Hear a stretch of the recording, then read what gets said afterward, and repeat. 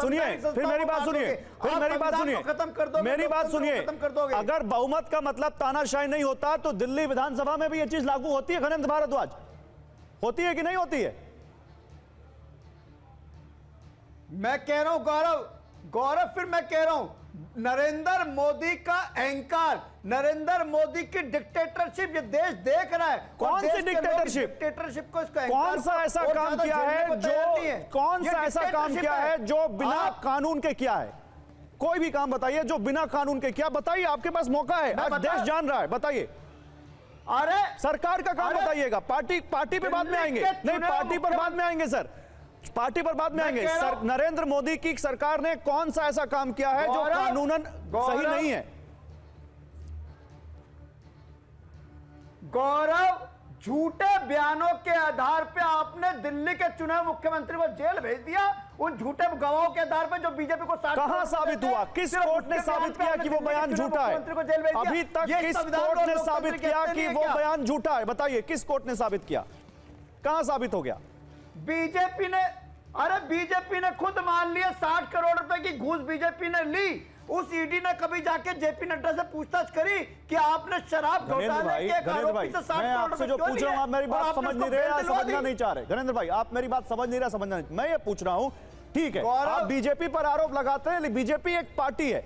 मैं तो आप कह रहे हैं कि इस देश में तानाशाही है, इस देश की सरकार लोकतंत्र खत्म करना चाहती है, नरेंद्र मोदी की सरकार को देखो क्या कर रही है, एजेंसियों का दुरुपयोग कर रही है। तो आपको आज देश को बताना पड़ेगा कि इस सरकार ने कौन सा ऐसा कानून तोड़ा, कौन सा ऐसा नियम तोड़ा जिससे इस देश में लोकतंत्र खतरे में आ गया, और किस नियम के तहत, किस नियम को तोड़कर आपको परेशान किया।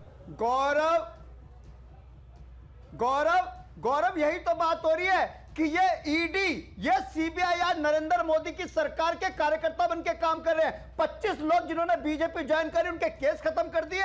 आज जिस तरीके से प्रफुल्ल पटेल, आज नारायण राणे, हेमंत बिस्वा शर्मा, शुभेंदु अधिकारी, ये सब बीजेपी में चले गए, इनके पाप धुल गए। और जो विपक्ष के नेता, उनके खिलाफ सीबीआई ईडी लगा दी, उनको झूठे आरोप। लोकतंत्र खतरे में नहीं था। ओके, ठीक है, इस पर बीजेपी के प्रवक्ता जवाब देंगे। नरेंद्र भाई, इस पर बीजेपी के प्रवक्ता जवाब देंगे। नरेंद्र भाई सुनिए, इस पर बीजेपी के प्रवक्ता जवाब देंगे। लेकिन तब लोकतंत्र खतरे में नहीं था जब अन्ना हजारे के साथ रामलीला मैदान में आप लोग कांग्रेस की सरकार पर भ्रष्टाचार के आरोप लगाते थे, तब लोकतंत्र खतरे में नहीं था। गौरव, सरकारी एजेंसियों को बीजेपी का कार्यकर्ता बना दिया। ये ED, CBI, income tax BJP की कार्यकर्ता बन गए। ये लोकतंत्र खतरे में। जिस तरीके से संवैधानिक संस्थाओं को कुचला जा रहा है, जिस तरीके से लोकतांत्रिक संस्थाओं को, सर मैं तो ये पूछ रहा हूं, उस समय नहीं हो रहा था मिसयूज, का अपहरण हो रहा है, उस समय मिसयूज नहीं हो रहा था। मैंने आपको बहुत टाइम दिया, मैं आखिरी बार पूछ रहा हूं 30 सेकंड, उस समय मिसयूज नहीं हो रहा था? हाँ या ना बोल दीजिए, अगर नहीं हो रहा था तो बता दीजिए नहीं हो रहा था। गौरव, नरेंद्र मोदी की सरकार अहंकारी और तानाशाही सरकार है। देश के लोग जवाब देंगे आने वाले चुनाव में। इस डिबेट में 10वीं बार बोल रहे हैं, ये आप इस डिबेट में 10वीं बार बोल रहे हैं। मेरे सवाल का जवाब नहीं दे रहे नरेंद्र भारद्वाज। मेरे सवाल का जवाब, क्या उस वक्त जब आप कांग्रेस की सरकार पर या यूपीए सरकार पर भ्रष्टाचार के आरोप लगा रहे थे, तब एजेंसियों का मिसयूज हो रहा था या नहीं हो रहा था? सिंपल जवाब है, आप इसको जवाब दे सकते हैं कि नहीं हो रहा था, आप बता सकते हैं नहीं हो रहा था या हो रहा हो, बताइए। गौरव, आपके सवाल का जवाब यही है कि आज केंद्रीय जांच एजेंसी नरेंद्र मोदी के शार्प शूटर की तरह काम कर रही है। नरेंद्र मोदी टारगेट देते हैं। भाई मैं पूछ रहा हूं, आप कहीं और जा रहे हो? Okay Ganesh ji, okay, time हो गया गणेश जी आपका, बहुत सारा समय आपने ले लिया। अब बीजेपी के प्रवक्ता देखिए, एक बात तो है के शर्मा, मानिए ये जो आप पे आरोप जो लग रहा है वो इन दिनों और मजबूत हो गया है, और वो ये कि पार्टी भ्रष्टाचार के आरोप तमाम विपक्षियों पर लगाती है, लेकिन अपने साथ उन लोगों को ले लेती है जिनके ऊपर भ्रष्टाचार के आरोप हैं। नहीं, मैं एक बात कहता हूं, इन्होंने ईडी और सीबीआई की बात नहीं, पहले इस सवाल पर सर, पहले इस सवाल। हाँ गौरव जी, मैं उसी पे आ रहा हूं, समय कम है, जल्दी सर। हाँ, मैंने ये 6 महीना पहले ये सारी विपक्षियां पार्टी, 18 पार्टी, अरविंद केजरीवाल चौड़े छाती करके कहां गए थे, और राहुल गांधी ये गए थे सुप्रीम कोर्ट में। अभी तो ये कह रहे हैं सुप्रीम कोर्ट जिंदा है इसलिए बचे हुए। सुप्रीम कोर्ट में जाके ईडी और सीबीआई के जो है जांच के संदर्भ में इन लोगों ने वहां पर अपील दायर की थी, और ये सारे मामले, जितने सारे मामलों का उल्लेख इन्होंने किया था। इनके बड़े बड़े नेता वहां पर बहस किए।